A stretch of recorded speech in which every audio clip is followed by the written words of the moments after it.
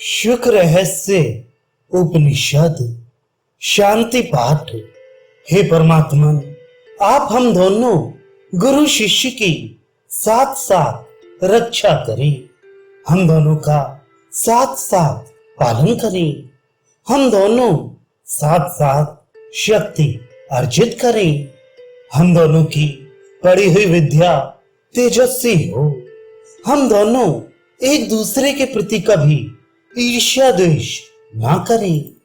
हे शक्ति संपन्न, हमारे त्रिविध अर्थात आदि भौतिक, आदि दैविक, आध्यात्मिक तापों का शमन हो, अक्षय शांति की प्राप्ति हो। अब शुक रहस्य उपनिषद का वर्णन किया जाता है। एक बार देव ऋषियों ने देव ब्रह्मा जी की पूजा की और हाथ जोड़कर नमस्कार करते हुए उनसे निवेदन किया, भगवान आप हमारे लिए रहस्योपनिषद का उपदेश करें। इस पर ब्रह्मा जी ने कहा, प्राचीन काल में महातेजस्वी तपोनिष्ठ संपूर्ण वेदों के विग्रह स्वरूप श्री वेदव्यास जी ने पार्वती सहित भगवान शिव को हाथ जोड़कर प्रणाम किया और उनसे प्रार्थना की। श्री वेदव्यास बोले, हे देवों के देव, महादेव, महाप्राज्ञ, हे जगत पाशों के उच्छेदक, हे सुदृढ़ व्रतधारी, मेरे पुत्र शुकदेव के वेदाध्ययन संस्कार कर्म में प्रणव और गायत्री मंत्रोपदेश का समय आ गया है। हे जगत गुरु, आप उसके लिए मंत्रोपदेश कर्तव्य को स्वीकार करें। भगवान शिव ने कहा, हे महामुनि, यदि मैं तुम्हारे पुत्र को शुद्ध स्वरूप साक्षात सनातन पर ब्रह्म का उपदेश करूंगा तो वह सब कुछ त्याग कर वैराग्यवान होकर स्वयं ही प्रकाश स्वरूप को प्राप्त हो जाएगा। श्री वेदव्यास जी ने निवेदन किया, चाहे जैसा भी हो, मेरे पुत्र के उपनयन संस्कार कर्म में आप अनुग्रह पूर्वक उसे ब्रह्म ज्ञान का उपदेश करें। हे महेश्वर, मेरा पुत्र शीघ्र ही सर्वज्ञानी हो और आपके अनुग्रह का पात्र बनकर वह चतुर्विध मुक्ति, सायुज्य, सामीप्य, सारोप्य एवं सालोक्य को प्राप्त हो जाए। श्री वेदव्यास जी की प्रार्थना स्वीकार कर भगवान शिव भगवती उमा सहित देव ऋषियों की सभा में उपदेश देने के लिए गए और प्रसन्नता पूर्वक एक दिव्य आसन पर अधिष्ठित हुए।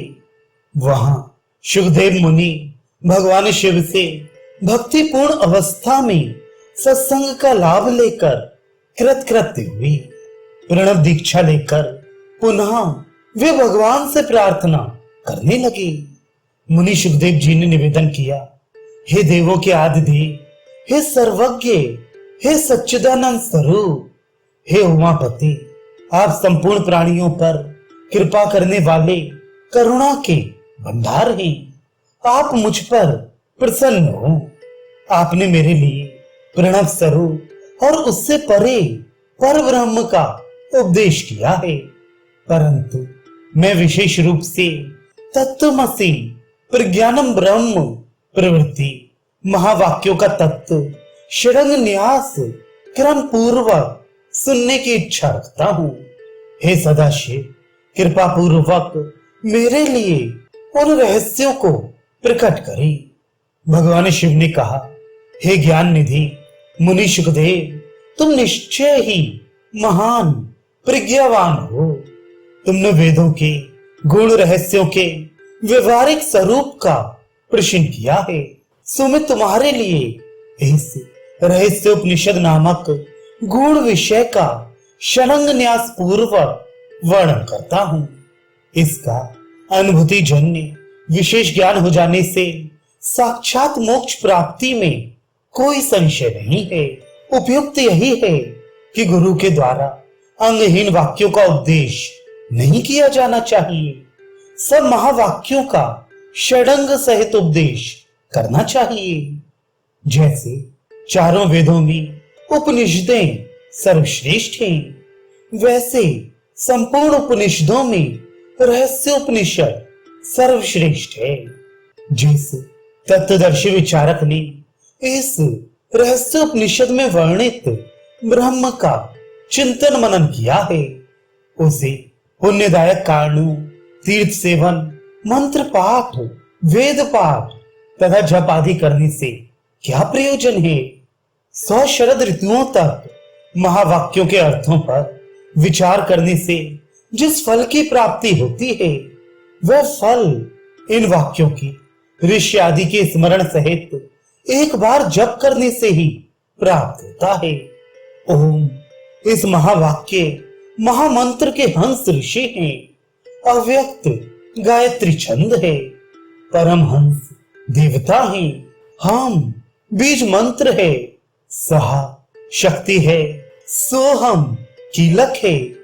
परमहंस देवता की प्रीत के लिए महावाक्य जपने हेतु मेरे द्वारा विनियोग है। कर न्यास के लिए ब्रह्म सत्य, ज्ञानमय और अनंत है, उसे नमस्कार है। अंगूठे का स्पर्श ब्रह्म नित्य आनंद स्वरूप है, उसे नमन है। तर्जनी उंगली का स्पर्श ब्रह्म नित्य आनंदमय है, उसे नमन है। मध्यमा उंगली का स्पर्श जो अति विस्तृत है, वह ब्रह्म है, उसे नमन है। अनामिका उंगली का स्पर्श जो अति विस्तृत का भी अधिपति है, वह ब्रह्म है, उसे नमन है। कनिष्ठ का उंगली का स्पर्श ब्रह्म एक एवं अद्वितीय है, उसे नमन है। करतल एवं कर पृष्ठ का स्पर्श ब्रह्म सत्य, ज्ञानमय एवं अनंत है, उसे नमन है। हृदय स्थान का स्पर्श ब्रह्म नित्य आनंद स्वरूप है, उसे नमस्कार है। सिर का स्पर्श ब्रह्म नित्य आनंदमय है, उसे नमन है। शिखा का स्पर्श जो विस्तृत है, वह ब्रह्म है, उसे नमन है। दाएं बाएं कंधे का स्पर्श जो विस्तृत का अधिपति है, वह ब्रह्म है, उसे नमन है। दोनों नेत्रों का स्पर्श ब्रह्म एक और अद्वितीय है, उसे नमन है। दाएं हाथ को सिर के ऊपर से घुमाकर बाएं हाथ पर ताली बजाए। ओम पर ब्रह्म भू भुभा और स्वाहा में संव्याप्त है, उसे नमस्कार है। सभी दिशाओं से रक्षा का विधान। अब ध्यान बताते हैं। जो सदा ही आनंद रूप श्रेष्ठ सुखदायी स्वरूप वाले ज्ञान की साक्षात विग्रह रूप हैं, जो संसार के द्वंद्वों से रहित व्यापक आकाश के सदृश निर्लिप्त हैं, तथा जो एक ही परमात्म तत्व को सदैव लक्ष्य किए रहते हैं, जो एक हैं, नित्य हैं, सदैव शुद्ध स्वरूप हैं, झंझावतों में अचल रहने वाले, सबकी बुद्धि में अधिष्ठित, सब प्राणियों के साक्षी हो, राग आसक्ति आदि भावों से दूर, लोभ मोह अहंकार जैसे सामान्य त्रिगुणों से रहित थे। उन सद्गुरु को हम नमस्कार करते हैं। अब 4 महावाक्य दिए जाते हैं। ओम प्रज्ञानम ब्रह्म अर्थात प्रकृष्ट ज्ञान ब्रह्म है। ओम अहम ब्रह्मस्मि, मैं ब्रह्म हूँ। ओम तत्वमसि, वह ब्रह्म तुम ही हो। ओम अयम आत्मा ब्रह्म, ये आत्मा ब्रह्म है। इनमें से ये तत्वमसि महावाक्य ब्रह्म से अवेद का प्रतिपादन करता है। जो साधक इसका जप चिंतन मनन करते हैं, वे भगवान शिव की सायुज्य मुक्ति का फल प्राप्त करते हैं। तत्पुरुष को नमस्कार है। अंगूठे का स्पर्श करे। ईशान को नमन है। तर्जनी का स्पर्श अघोर को नमन। मध्यमा उंगली का स्पर्श सद्योजात को नमन। अनामिका का स्पर्श वामदेव को नमन। कनिष्ठिका का स्पर्श तत्पुरुष ईशान अघोर सद्योजात और वामदेव को नमन है। करतल कर पृष्ठ का स्पर्श इसी प्रकार हृदय आदि न्यास का क्रम है। ओम अर्थात परमात्मा, भू अर्थात भूलोक, भुवा अर्थात अंतरिक्ष लोक एवं स्वहा अर्थात द्युलोक में संव्याप्त है।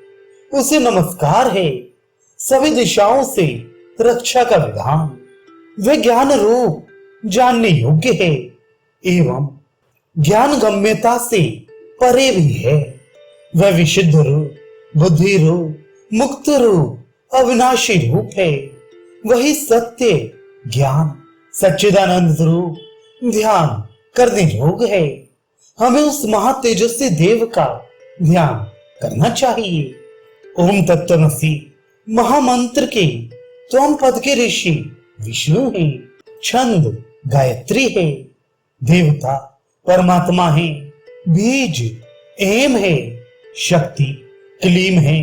कीलक स है। मेरी मुक्ति के लिए जप का विनियोग है। करन्यास वासुदेव को नमस्कार है। अंगूठे का स्पर्श संकर्षण को नमन। तर्जनी का स्पर्श प्रद्युम्न को नमन। मध्यमा का स्पर्श अनिरुद्ध को नमन। अनामिका का स्पर्श वासुदेव को नमन। कनिष्ठिका का स्पर्श वासुदेव, संकर्षण, प्रद्युम्न एवं अनिरुद्ध को नमन। करतल कर पृष्ठ का स्पर्श इसी प्रकार अंग न्यास का क्रम है। भूर्भुवः स्वहा ओम यह दिग्बंध है। आप सभी प्राणियों में जीव स्वरूप हैं, सर्वत्र अखंड विग्रह रूप हैं तथा हमारे चित्त और अहंकार पर नियंत्रण करने वाले हैं। जीवों के रूप में तो हम तत्त्वमसि के अंतर्गत पद की हम स्तुति करते हैं। तत्त्वमसि महामंत्र के 80 पद के ऋषि मन है। छंद गायत्री है। देवता अर्धनारीश्वर है। बीज अव्यक्त आदि है। शक्ति नरसिंह है। कीलक परमात्मा है। जीव ब्रह्म के ऐक्य के लिए जप में निम्न विनियोग है। करन्यास पृथ्वी द्वैणुक को नमन।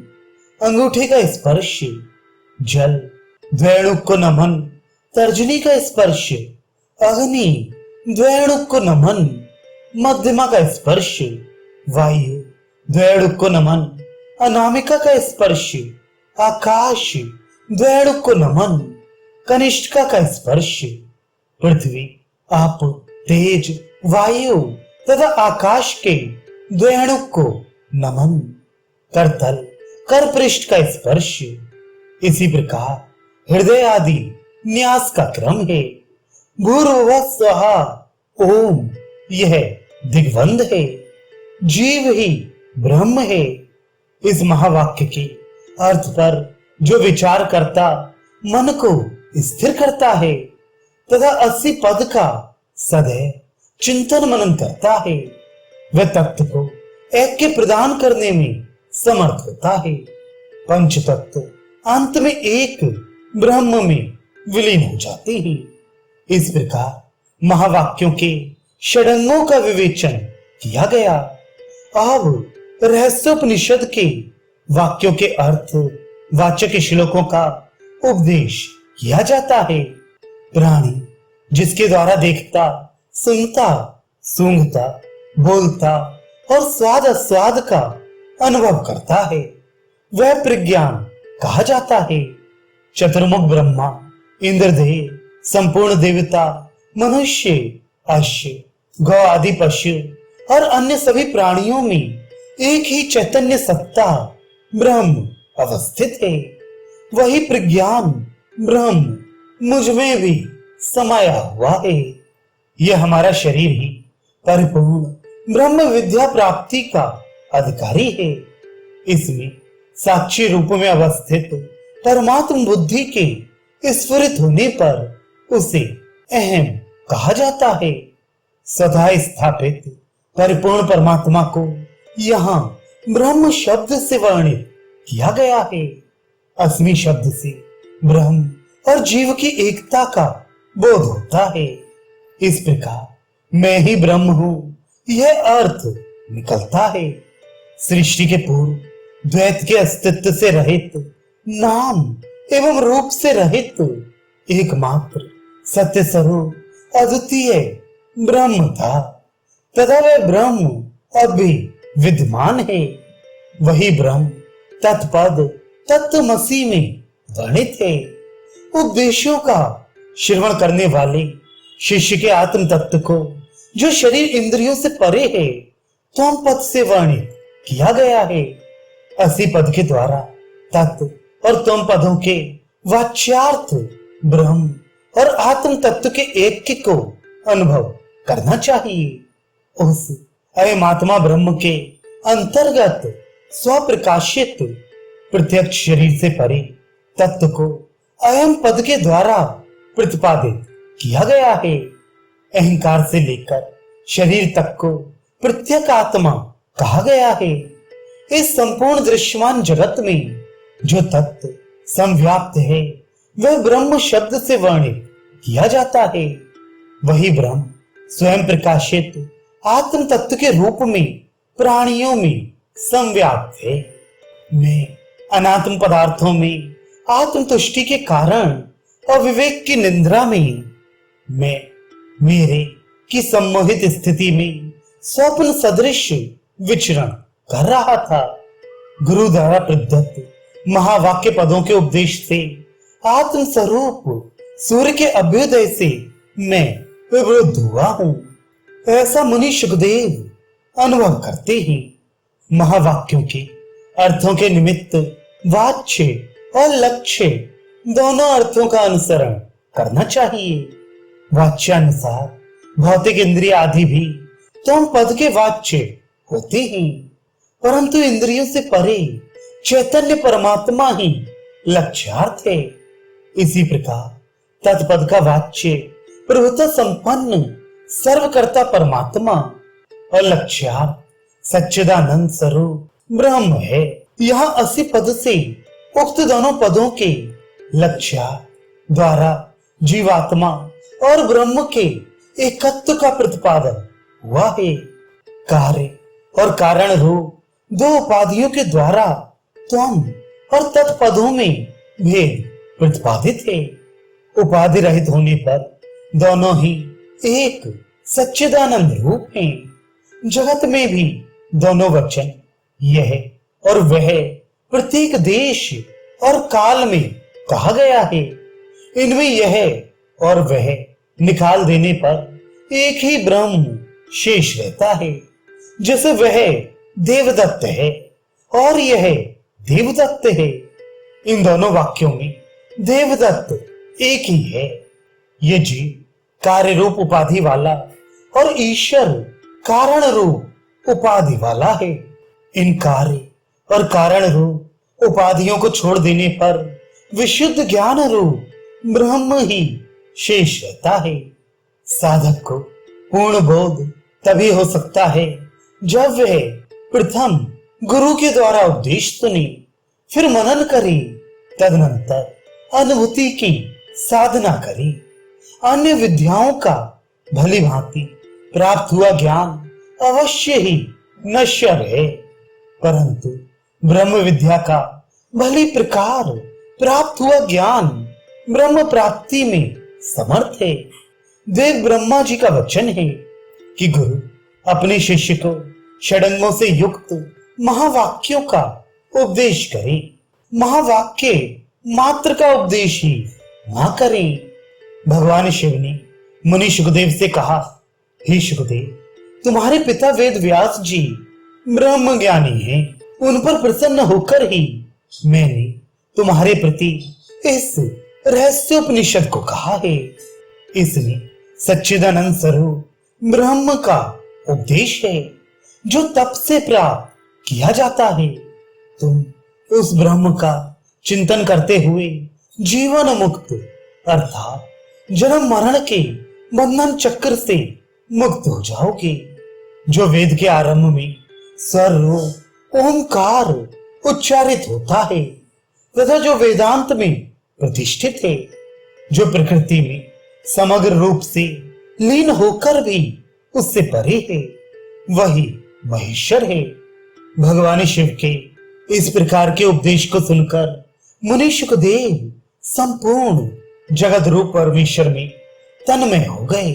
तदनंतर उठकर भगवान को हाथ जोड़कर प्रणाम कर संपूर्ण परग्रह का त्याग करके तपोवन चल दिए। उन्हें प्रवृज्जा में जाते देखकर श्री वेद व्यास जी कृष्ण द्वैपायन मुनि को वियोग दुख हुआ, परंतु मुनि सुखदेव परब्रह्म रूप सागर में निर्द्वंद तैरने के समान आनंद मग्न थे। पुत्र के वियोग में कातर हुए श्री वेद व्यास जी उनके पीछे चलते हुए उन्हें पुकारने लगे। उस समय उनकी पुकार का प्रत्युत्तर संपूर्ण जगत के जड़ चेतन पदार्थों ने दिया। उस उत्तर को सुनकर अपने पुत्र को संपूर्ण जगत में संव्याप्त जानकर सत्यवती पुत्र मुनि वेद व्यास जी ने पुत्र के सहित व्यापक अनंत रूप परब्रह्म की प्राप्ति की। जो साधक गुरु के अनुग्रह से इस रहस्योपनिषद के तत्व दर्शन को जान लेता है, वह समस्त पापों से मुक्त होकर साक्षात कैवल्य पद को प्राप्त होता है। यही उपनिषद रहस्यात्मक ज्ञान है।